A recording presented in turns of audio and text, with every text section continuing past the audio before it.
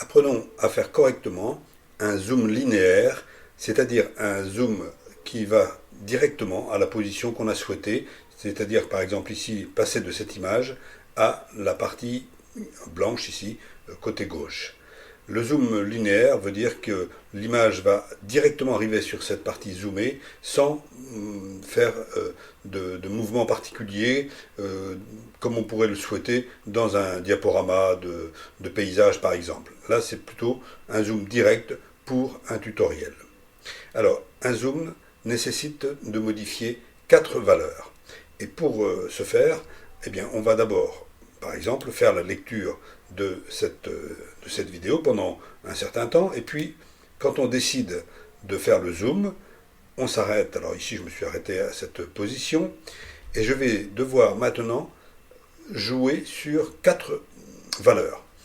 Alors, il faut tout d'abord que je bloque ce segment de vidéo pour que le format ne change pas. Je vais bloquer avec les mêmes valeurs qu'au départ. Donc, j'ai 4 valeurs qui entrent en ligne de compte. C'est la position de l'image et le zoom. Alors, je fais un clic droit sur la position X, on va y revenir tout à l'heure, et je demande à insérer une image clé. Elle doit apparaître en vert quand je sors. Position Y, je fais un clic pour placer l'image clé aussi sur cette valeur. Je mets la valeur de l'échelle X dans l'image clé et de l'image Y dans l'image clé. Quand je sors, je dois avoir ces 4 valeurs. L'image clé est figurée ici par ce petit carré bleu qui reprend les valeurs qui sont ici. Et comme ce segment ne doit pas avoir changé entre le début de la vidéo jusqu'à maintenant, eh bien ces 4 valeurs vont rester telles qu'elles étaient au départ. C'est-à-dire le zoom multiplié par 1, autrement dit pas de zoom, et la position centre de l'image en 0, centre de l'image au centre de l'écran, le 0 de l'écran étant le centre en vertical et en horizontal. Maintenant, je veux faire le zoom sur cette partie blanche en 1 seconde. Alors, pour être précis, je vais cliquer sur ma timeline ici et je vais, avec mes flèches de direction de clavier, avancer. Je suis pour l'instant à la seconde 4 et à l'image 24. J'avance, je vais aller jusqu'à 5,24, donc 5e seconde et 24e image. Ça me fait pile 1 seconde, puisque là, moi, je suis sur 30 images par seconde, mais voilà, on remet le même chiffre, c'est bon. Ici, je vais maintenant redemander une image clé. Alors, je peux faire un clic et demander à insérer une image clé pour la position X. Pour la position Y, je refais la même chose. Pour l'échelle, c'est-à-dire le zoom, je refais la même chose pour les 4 valeurs. Et quand je sors, voilà, je dois avoir les 4 valeurs positionnées dans l'image clé. Mais par contre, il me faut changer la valeur. Je vais commencer par exemple par le zoom. Le zoom, je veux un zoom qui grossisse 2 fois l'image. Donc je tape 2 dans le sens de la hauteur et dans le sens de la largeur. Je rappelle que Y, c'est les valeurs pour la verticalité. Le X, c'est toutes les valeurs pour l'horizontalité. Et ici, mon image a été grossie par 2 comme demandé. Par contre, maintenant, il me faut placer le centre de l'image qui m'intéresse au centre de l'écran.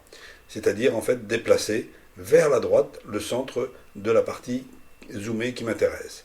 Ici, je vais mettre 0,5 et en dessous aussi 0,5. Si je valide, voilà, j'ai bien le centre de l'image blanche qui est au centre de mon écran. Le zoom est bon. Supposons maintenant que je veuille pendant quelques secondes donner des explications et puis maintenant il est temps par exemple de revenir à l'image normale. Alors dans un premier temps il me faut d'abord refaire une image clé pour bloquer cette position pendant les quelques secondes où j'ai eu à donner des explications. Je vais donc redemander une image clé, j'insère une image clé dans les 4 rubriques parce qu'il ne faut surtout pas en oublier. Et voilà, quand je ressors, mes 4 rubriques sont dans l'image clé et les valeurs ne doivent pas changer puisque pendant ces quelques secondes, j'étais sur la partie zoomée qui ne doit pas bouger. Maintenant, pour revenir à la position dézoomée, je vais avancer d'une seconde, puisque c'est sur une seconde que je veux faire ce zoom arrière. Je suis à la seconde 8, image 29. Je vais donc me placer dans la timeline et je vais avancer à seconde 9, image 29. 9, 29. Voilà, j'ai une seconde de plus. Maintenant, je vais pouvoir changer les valeurs. Alors je pourrais, comme je l'ai fait tout à l'heure, d'abord cliquer pour demander à insérer une image clé, mais je peux aussi directement, puisque je change la valeur, ça va entraîner forcément la création de la valeur dans une nouvelle image clé. Donc là, si je remets 0 pour revenir à la position normale, voilà, la position X a bien pris pour l'image clé la valeur 0. Je vais remettre 0 ici. Ça ne peut se faire que parce qu'on change la valeur. Si on ne la change pas, malheureusement, l'image clé ne serait pas prise en compte. On le reverra tout à l'heure. L'échelle X, je vais la remettre à 1, donc le zoom va redevenir 1. Quand je sors, voilà, les 4 rubriques sont bien enregistrées, et effectivement, je suis bien revenu à l'image normale. Pour revérifier tout ça, on peut, avec ces deux commandes, revenir à l'image clé précédente. Alors ici, je reviens à l'image clé précédente, c'est-à-dire la partie zoomée. Ici, je reviens à l'image clé suivante, ce que je souhaite. Supposons maintenant que je veuille aller, par exemple, dans cette partie, faire un zoom. Mais là, par contre, je ne vais pas faire un zoom par 2, je vais faire un zoom par 3, parce que l'image que je veux mettre en avant, c'est celle-ci, elle est plus petite que le quart de l'écran. Donc, supposons, je lis pendant quelques secondes la vidéo telle qu'elle, je m'arrête, je vais préparer le zoom pour aller dans cette image, mais d'abord, je dois bloquer les caractéristiques de ce segment qui ne doit pas avoir changé depuis la dernière image clé. Comme je ne vais pas changer les valeurs, je suis obligé de faire un clic droit, insérer une image clé, un clic droit, insérer une image clé pour chacune des rubriques qui doit, à la fin, quand je sors complètement en cliquant ailleurs, je dois avoir les 4 rubriques qui sont enregistrées. Et qui sont enregistrées sans que je modifie les valeurs entre la dernière image clé et maintenant. Comme ça, l'image ne change pas de forme ni de zoom. Maintenant, je veux une seconde après me retrouver ici en zoom par 3. Alors, je suis à seconde 13, image 19. Je me place ici et 13, 19, je vais donc avancer jusqu'à 14, 19, ce qui va me faire donc une seconde complète. Ici, je veux faire, alors je peux donc toujours soit demander une image clé ici, ou bien directement, je peux renseigner les valeurs puisqu'elles changent. Alors ici, puisque la valeur va changer, en échelle, je demande un zoom par 3, en échelle X, un zoom par 3, comme ça les deux valeurs horizontales et verticales ne modifient pas la forme de l'image. En position X, je sais qu'il me faut mettre 750, je crois. Alors je vais, donc là j'ai inséré l'image clé, je vais mettre 750. Alors je ne suis pas obligé de taper le 0, je peux directement taper virgule 75, et si je valide, ça devient 0,750. Le 0 est ajouté avant la virgule et après aussi, puisque il n'est pas utile de le rentrer. Et je m'aperçois qu'effectivement, c'est bien, en horizontal, j'ai bien l'image qui sera à égale distance avec les mêmes valeurs de bande noire en droite et gauche. Il me reste maintenant à positionner l'image en verticale. Alors attention, jusqu'à présent, on a utilisé des valeurs positives parce que le centre de la photo devait se rapprocher du centre. Alors le centre de la photo, qui est à gauche ici par rapport au centre de l'écran, devait se rapprocher dans le sens de la lecture pour nous occidentaux. On lit de gauche à droite, donc quand on va de gauche à droite, on doit mettre des chiffres positifs. Et quand on va de droite, par exemple ici, pour ramener vers la gauche, le même chiffre devrait être négatif. Même chose pour la hauteur. Quand on lit d'abord de haut, de gauche à droite vers le haut, puis de ligne en ligne, on descend, on lit donc de haut en bas. Ici, je suis obligé de remonter l'image vers le centre de l'écran, donc il me faudra un nombre négatif. Et je sais que ici, il me faudra le chiffre 800, Mais pour pouvoir taper moins 0,8, je vais d'abord devoir faire un double clic. Si je ne fais pas de double clic, le signe moins n'est pas pris en compte. Donc moins, et je peux directement taper virgule 8, parce que ça fera moins 0,800. Si je sors, voilà, moins 0,800, et je suis bien placé, l'image est bien centrée, je n'ai pas de problème. Si j'avais mis, par exemple, il suffit de faire des essais quelquefois, là si je mets moins 600, voilà ce que ça donne, voilà, l'image est trop basse, et j'ai au-dessus des choses qui ne m'intéressent pas. Donc, par essai successif, on sait ce qu'on doit mettre, moins 800. Parfait. Alors, ça s'appelle des zooms linéaires, tout simplement parce que ici le mouvement pour passer de l'image non zoomée à l'image zoomée sera direct, c'est-à-dire ici linéaire. Et on le remarque ici, voilà, je sors, par cette trajectoire en diagonale en ligne droite dans chacune des 4 rubriques.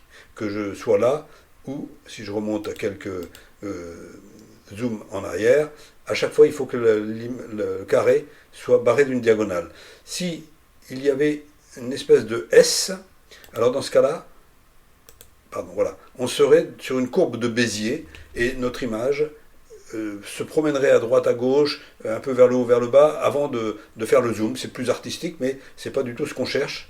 Donc pas de courbe de Bézier, donc on cherche toujours linéaire, et pas constant non plus. Constant, ça voudrait dire qu'on reste sur cette position jusqu'à la toute dernière image avant le zoom, et en une image, on passe de cette position à la position zoomée, ce qui est violent, mais c'est pas ce qu'on cherche. Là, on cherche à faire un zoom progressif quand même. Donc, toujours linéaire dans tous les zooms qu'on va faire.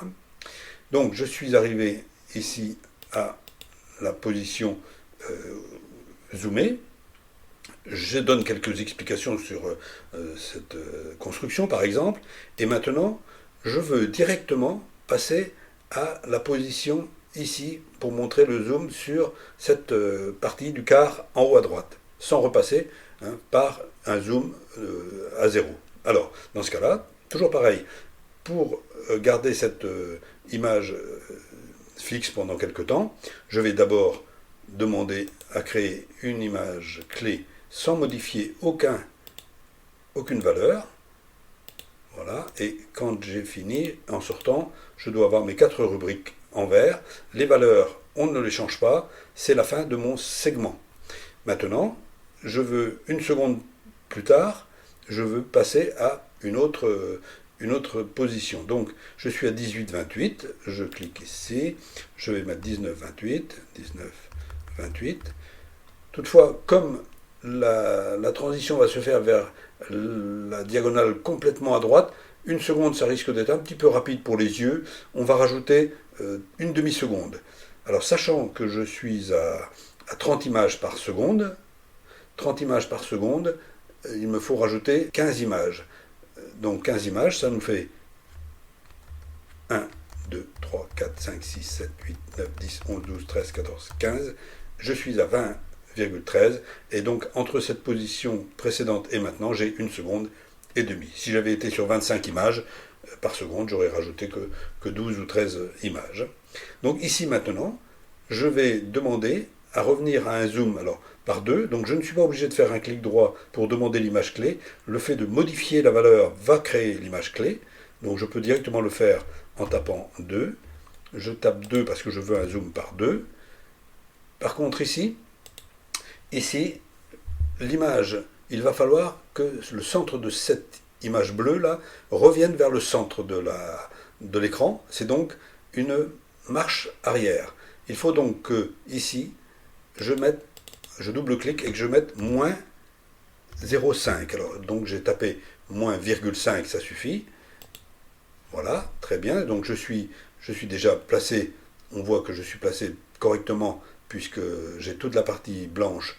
Voilà. Par contre, je suis trop bas. Je suis resté encore pour l'instant très en bas. Ici, même chose, je double-clique et je vais mettre 0,5. Je valide. Et là, je suis bien arrivé ici dans la partie bleue.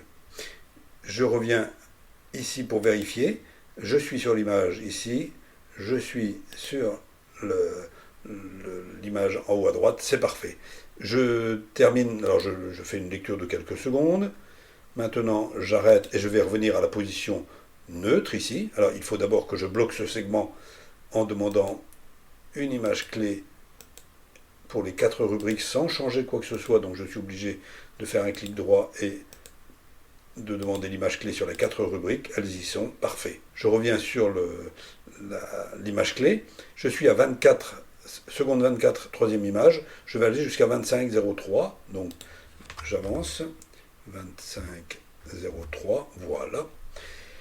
Ici, je vais faire un zoom qui va me modifier tout ça en remettant tout à 0, c'est-à-dire pour la position c'est 0, pour la position Y c'est 0, pour le zoom c'est pas 0, c'est 1, puisque le zoom c'est forcément multiplié par 1, voilà, et je me retrouve sur cette position, il n'y a pas de problème.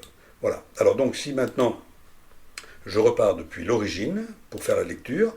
On va voir qu'au fur et à mesure, alors je vais diminuer ici, voilà, on verra mieux les positions. Donc on a un segment de lu, entre les deux c'est le zoom ou le zoom arrière. Ici un zoom qui est un petit peu plus long parce qu'on traversera l'image, et le zoom ici. Donc à chaque fois que la tête de lecture va arriver sur une image clé, elle va agir selon ce qu'on a demandé. Vérifions. Donc lecture, l'image, enfin le format ne change pas. On arrive sur l'image clé, zoom, l'image ne bouge plus pendant un certain temps. On zoom arrière. Maintenant, au bout de quelques secondes, zoom par 3 sur cette image, parfait. On ne bouge pas. Là, on va traverser l'écran de part en part, parfait. Et là, on va revenir maintenant avec le zoom à 0. Voilà. Donc, deux choses à se rappeler pour bien comprendre. On va ici, on s'aperçoit que quand on met une image clé, il faut mettre toutes les rubriques qui sont nécessaires. Alors pour les zooms, c'est 4 rubriques, hein, la position et le degré de zoom. Il faut à chaque fois qu'on arrête un segment, le figer dans cette position sans modifier aucune valeur. Puis pendant une seconde, par exemple, on modifie les valeurs, c'est l'effet de zoom. Ensuite, pendant quelques temps, les valeurs ne doivent pas être changées, mais on doit refaire une image clé pour bloquer la fin du segment. Puis, à nouveau, on va remodifier pour zoomer ou dézoomer sur une autre partie de l'image, etc. Si on oublie de modifier, une valeur, alors pendant que la tête de lecture va avancer, les 3 valeurs ici resteront figées, mais par contre celle qu'on aura oubliée sera en train de se calibrer sur la prochaine valeur qu'on lui aura mis parce qu'on l'aura oubliée. Et pendant ce temps-là, eh bien l'image va se déformer au fur et à mesure. Hein. Donc si ça arrive, c'est tout simplement, il faut vérifier, tout simplement parce que certainement une valeur a été oubliée. Et il suffit simplement de la remettre. Hein. Concernant les valeurs, ben, si on fait un zoom ou par 2, ou par 3, ou par 4, on tombe sur des valeurs simples à retenir. Hein. C'est du 0,5, du 1 pour les positions, du 1,5 hein, à chaque fois. Si le centre de l'image doit aller vers la droite, c'est-à-dire dans le sens d'une lecture pour nous occidentaux, c'est des chiffres positifs. Si par contre le centre de l'image doit revenir vers la gauche, alors la position des X sera moins. Pour les Y, si l'image doit descendre, alors c'est toujours du positif. Dans les deux cas, ici les positions Y sont toujours en positif. Mais si l'image doit remonter, c'est du sens contraire à la lecture, alors dans ce cas-là, les Y doivent être en chiffres négatifs. Et comme ici, à la fois, on doit remonter et reculer, eh bien, toutes les valeurs seront négatives pour arriver à rejoindre le centre de l'écran. J'espère que c'est assez clair. Et voilà comment on fait un zoom linéaire. Par contre, on peut aussi, si c'est nécessaire, déplacer les images clés, mais par contre, ça devient moins précis. Hein, il faut faire attention. Plus on écarte, bien sûr, plus le zoom sera lent. Hein. Ici, si je refais la lecture, alors je me place sur l'image clé d'avant, j'ai écarté beaucoup, donc le zoom va se faire sur plusieurs secondes, et on voit qu'effectivement, c'est beaucoup plus lent. hein. Si c'est nécessaire, on le fait, sinon, hein, c'est pas forcément judicieux. Donc là, par exemple, eh bien, l'image, j'étais à 24,3, je vais essayer de me placer ici, aux environs de 24,3, 25,3, donc voilà, 25,5, voilà. Et je peux même, voilà, 25,4, et là j'ai retrouvé un zoom suffisamment rapide, voilà. Bien, j'espère que ça te sera utile, et je te souhaite bon courage.